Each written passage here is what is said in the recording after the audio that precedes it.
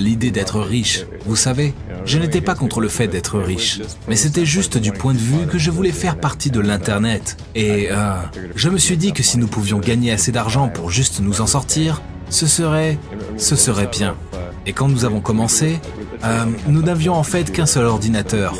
Et donc c'était notre serveur web pendant la journée et je codais la nuit. Et nous venions d'avoir un petit bureau à Palo Alto, à l'époque où les foyers n'étaient pas aussi démentiels que maintenant. C'était moins cher qu'un appartement. Donc nous avons dormi dans le bureau et nous nous sommes douchés au YMCA de Mille El Camino. Alors on y allait à pied et on se douchait. Aimez vraiment ce que vous faites, quel que soit le domaine dans lequel vous entrez. Étant donné que, vous savez, même si vous êtes le meilleur, il y a toujours un risque d'échec. Donc je pense qu'il est important que tu aimes vraiment ce que tu fais. Si tu n'aimes pas ce que tu fais, la vie est trop courte. Si tu aimes ce que tu fais, tu y penses même quand tu ne travailles pas.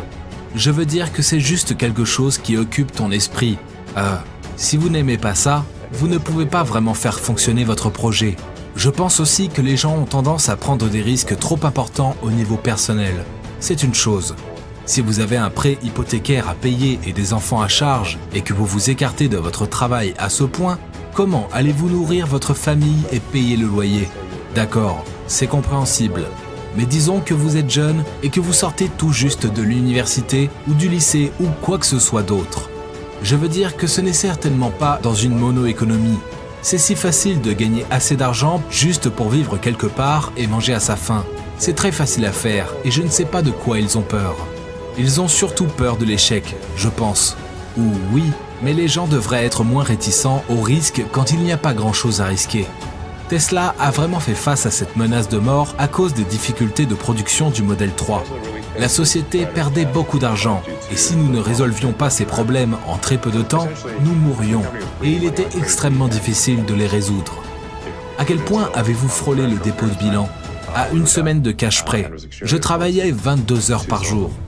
Combien d'heures de travail? Oui, 7 jours sur 7. Je dormais à l'usine. Je travaillais tous les jours dans l'atelier de peinture, l'atelier de carrosserie, l'atelier de montage général. Vous êtes-vous déjà inquiété de votre propre implosion? C'était trop.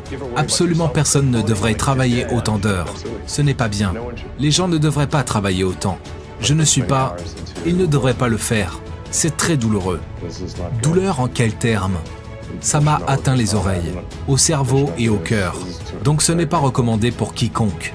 Je viens de le faire parce que si je ne le faisais pas, alors Tesla avait de bonnes chances de mourir. Nous voulons avoir un avenir qui soit à la fois inspirant et passionnant. Et quelles sont les choses que vous trouviez inspirantes et excitantes à propos de l'avenir? Je pense à un avenir où nous serons une civilisation spatiale et où nous vivrons parmi les étoiles. Je pense que tous les enfants seront enthousiasmés par cela. Vous n'avez même pas besoin de leur apprendre un tel goût. C'est comme si c'était instinctif. C'est pourquoi il est très important pour nous d'avoir des raisons, d'aimer des raisons d'être enthousiasmés par la vie. Quand vous vous réveillez le matin, il ne peut pas s'agir seulement de problèmes. Il faut que ce soit plus que cela pour que vous sachiez vous lever. Je pense qu'un avenir où vous pouvez dire que même si ce n'est pas vous, il y aura des gens qui pourront avoir une base sur la Lune. Nous aurons une ville sur Mars, peut-être d'autres lunes de Jupiter et tout. Je pense que c'est un avenir très excitant. Où dormez-vous ce soir? À l'usine. Dans l'usine? Techniquement, une salle de conférence dans l'usine. Mais oui. Vous dormez dans une salle de conférence dans l'usine non terminée ce soir? Oui. Ça me donne une bonne idée de ce qui se passe. Lorsque vous étiez à l'université et que vous développiez ces compétences, vous vouliez faire des choses qui étaient bénéfiques pour l'humanité. Eh bien, parce que ce n'est pas le cas de tout le monde. Oui, non. Je suppose que c'est une sorte de crise existentielle. Comme par exemple, qu'est-ce que tout cela signifie et quel est le sens de la vie? Et j'ai eu une enfance assez sombre. Ce n'était pas bon. J'essayais juste de comprendre ce que vous savez, ce que tout cela signifie. Et en fait, quand j'ai lu le guide de l'autostoppeur dans la galaxie, qui je pense est une excellente philosophie de travail, ça a en quelque sorte mis en évidence le fait que, très souvent, le problème est de comprendre quelle question poser. Et si vous pouvez bien cadrer la question, alors la réponse est la partie facile. J'ai donc pensé à des choses qui élargissent la portée et l'échelle de la conscience humaine et qui nous permettent de mieux poser les questions qui nous taraudent et, vous savez, d'atteindre un meilleur éveil des consciences. ce sont de bonnes choses. Donc c'est en quelque sorte ce que nous pouvons faire qui va très probablement mener à ce résultat. Le conseil que je donnerais aux personnes qui créent des entreprises, aux entrepreneurs en général, est de se concentrer vraiment sur la fabrication d'un produit que vos clients aiment.